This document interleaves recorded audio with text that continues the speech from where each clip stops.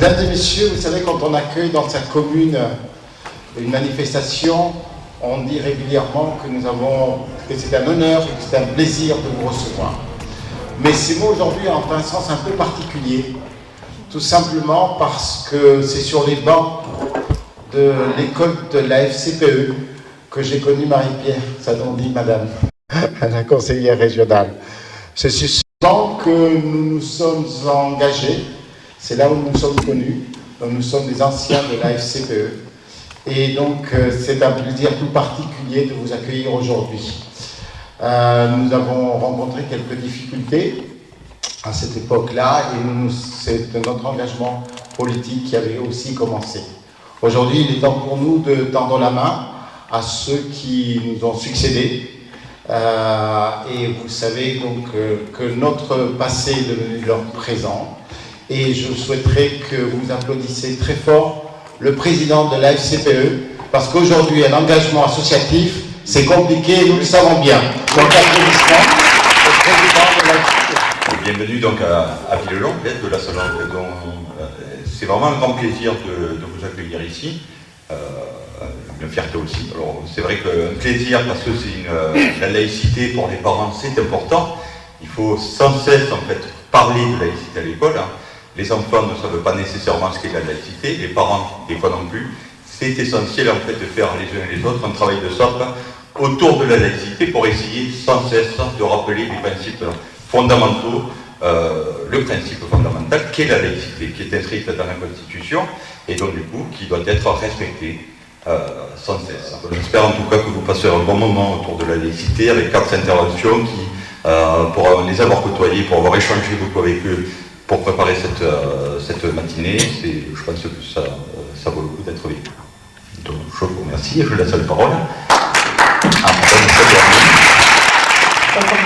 les enseignants, on parle des directions, on parle de l'action académique, puis on parle des élèves. Et je crois que c'est ce qui nous unit à nous, cette convergence vers l'intérêt de l'élève. Et là, finalement, qu'on soit enseignant, qu'on soit parent d'élèves, qu'on soit des responsables des directions des collèges, des écoles, des actions académiques, on est tous d'accord avec l'intérêt de l'élève.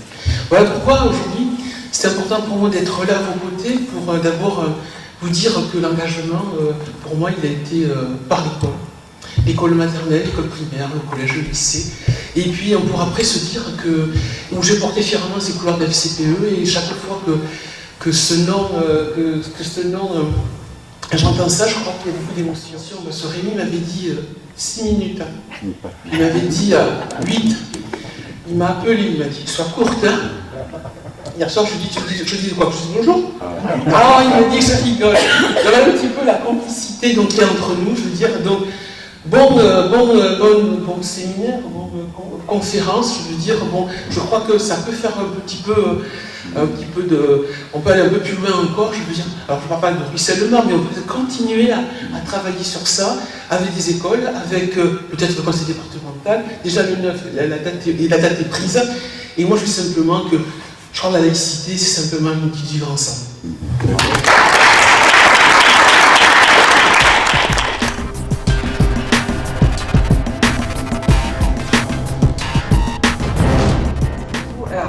Concrètement, vous avez dit que j'étais arrivée il y a 1 an dans le département, mais je suis là depuis très longtemps, puisque j'ai exercé pendant 17 ans le beau métier de psychologue scolaire et encore avant de professeur des écoles dans le département. Donc je connais très bien ce département. Et justement, puisque tout le monde parlait un petit peu de là où il venait, je vais vous confier quelque chose. Quand il y a eu les attentats à Paris, j'ai été absolument sidérée. Je me souviens d'une traque qui a duré à peu près 24 heures. On était branchés sur notre télé, on essayait de regarder, on voulait savoir qui avait causé autant de tueries. Je me suis retrouvée complètement médusée. Qu'est-ce que collectivement nous n'avons pas réussi à faire pour que des personnes se sentent à ce point-là déboussolées et en arrivent à tuer d'autres personnes? Parler de laïcité, c'est souvent mettre le feu dans la discussion au repas de famille, parce que chacun a sa lecture, chacun a sa vision, et de plus en plus de mal à écouter celle de l'autre. Je vais vous dire comment j'y suis venu à réfléchir sur la laïcité. C'est d'abord la suite. Alors, il y a une psychologue, alors je vais me lancer dans une psychanalyse, non, je n'irai pas jusque-là, mais c'est un souvenir d'enfance. J'ai passé mon enfance dans une petite ville qui était partagée entre deux communautés, les catholiques et les protestants. Le hasard de la vie familiale a fait que je n'étais ni l'un ni l'autre. Je pense, pendant les 13 ans que j'ai passé dans cette ville, avoir été invité une fois à un anniversaire. Elle me transmet le savoir à tous, quelle que soit leur appartenance voulue ou imposée, à charge pour eux, sortis de l'école, de faire leur propre analyse. Je dis voulu imposer, c'est un débat dans lequel on va rentrer. J'ai toujours été très choqué, moi, qu'on impose une religion à un gamin qui est là comme ça. Toujours. Et surtout, l'école, elle donne les outils et la posture intellectuelle qui permet l'émancipation. Il y a deux choses. Pour ce qui est de la partie scientifique, c'est la volonté de donner la primauté à la raison. Oui. Parce que la science avance sur la raison, même si elle répond parfois à des intuitions. Pour ce qui est de la pratique médicale, c'est la priorité donnée à la personne. Ce qui fait qu'on peut parfois être amené à passer un peu à côté de ces principes pour apporter à la personne qu'on a devant nous le soin qu'elle attend.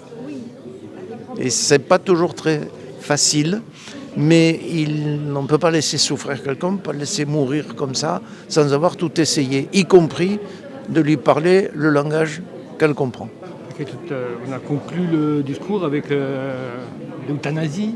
Oui, avec l'IVG. Avec l'euthanasie, il y a ce que dit la loi. Encore une fois, je n'aime pas le mot euthanasie.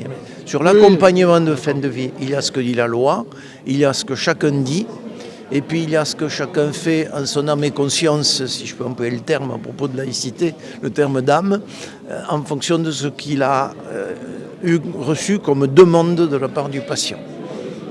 Et ça n'est jamais facile, quelle que soit la décision. En tous les cas, la laïcité et la médecine, et le truc, c'est la raison et l'humanisme contre le dogme et la prétention de détenir la vérité. Compliqué. Oui, c'est le doute permanent. On ne peut pas exercer ce métier-là sans être dans le doute permanent. Sinon, on devient dangereux. Merci. D'abord, mettons-nous bien d'accord sur une question de mots.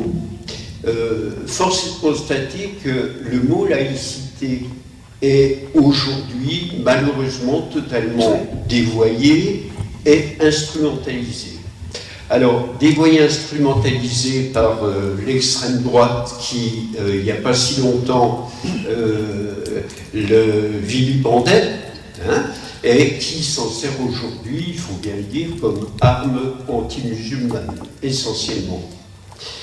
Par ailleurs, nombreux sont ceux qui édulcorent le concept et qui adjectivent le mot. Alors j'ai relevé là quelques expressions que je trouve absolument savoureuses, parce que la laïcité, c'est la laïcité, et on ne va pas dire qu'il y a des fraternités, des libertés, il faut bien s'en rendre sur les mots quand même. Comment enseigner la laïcité je pense à l'affiche là, peut-on enseigner la laïcité? Est-ce que la laïcité s'apprend comme toute autre chose? Alors, une erreur d'abord fondamentale que j'ai relevée, puisque j'étais formateur d'enseignants, que j'ai relevée dans de très nombreux cours auxquels j'ai pu assister, c'est donner des leçons de laïcité de manière ex cathedra. Catastrophe. Catastrophe. Parce qu'on ennuie tout le monde, parce que ça génère des conflits, et puis finalement on dessert les notions même de laïcité. Donc, quels moyens mettre en œuvre? Et là j'aborderai les problèmes didactiques. pour que l'élève acquiert une juste connaissance de la notion de laïcité et surtout qu'il en fasse bon usage. Le lien entre la laïcité et la spiritualité. Parce que parfois on mélange religion et spiritualité. Voilà. Alors d'abord, justement, il y a un problème, c'est qu'on mélange religion et spiritualité. Et un des buts de l'école laïque, ça doit être justement de montrer la différence entre religion, en étudiant le fait religieux, ce qu'on appelle le fait religieux, et la spiritualité qui est tout autre chose, qui est une éducation de l'esprit, qui est une élévation de l'esprit. Et je crois qu'un des buts de l'école laïque, c'est précisément de montrer qu'il existe une spiritualité indépendante de la religion.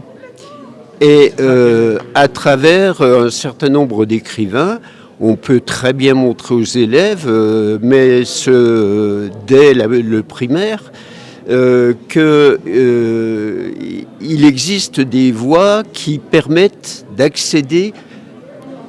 à chacun d'accéder à un certain bonheur. Voilà. À ce moment-là, je crois qu'on perd sur deux fronts.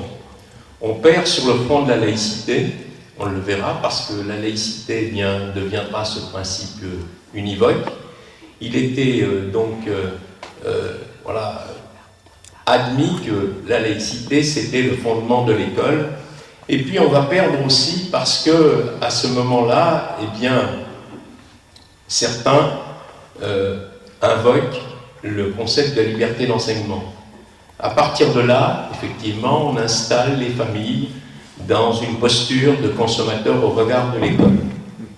Donc je crois que ça, c'est extrêmement important parce que, il y a une double confusion, public-privé, laïque et confessionnelle aussi, parce que, effectivement, on le verra, il y a un changement de nature.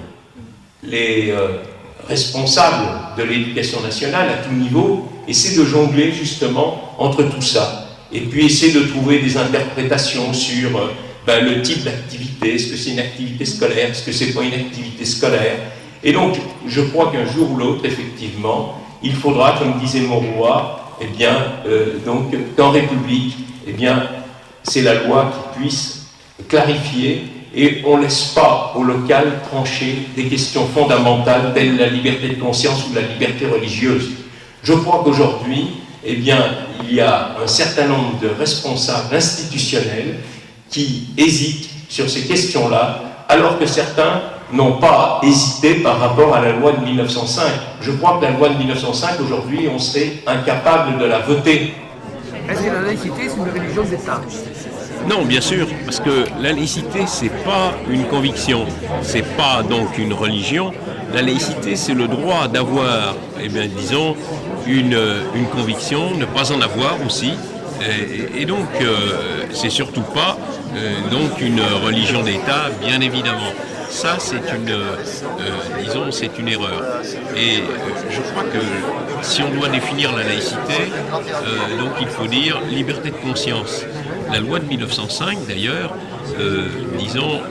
n'invoque pas la laïcité, mais la liberté de conscience. Je crois que ça, c'est important. Et donc, la liberté de conscience et le primat de la liberté de conscience, c'est le droit, d'être, engagé dans une religion ou pas. Changer de religion, je crois que ça c'est important. Donc c'est surtout pas une conviction ni une religion. Les institutions s'impliquent dans la laïcité. En quelle mesure Alors, je suis conseiller départemental vice-présidente de l'éducation, des collèges et de la jeunesse. Et ce que je voudrais rajouter, ce qui est important quand même pour moi, c'est qu'on a quand même pas mal évolué sur le triptyque liberté, égalité, fraternité. Et sur tous les frontons des bâtiments du conseil départemental, nous avons rajouté laïcité et solidarité. Bon, le conseil départemental que je représente est fortement impliqué dans la laïcité, puisque pour nous, de toute façon, c'est les savoir-faire et savoir-être. Nous avons mis en place des formations de 2000 2800 agents, et finalement, toutes les organisations politiques que nous portons vont vers la laïcité, je veux dire, bon, que ce soit dans toutes les politiques obligatoires et volontaristes.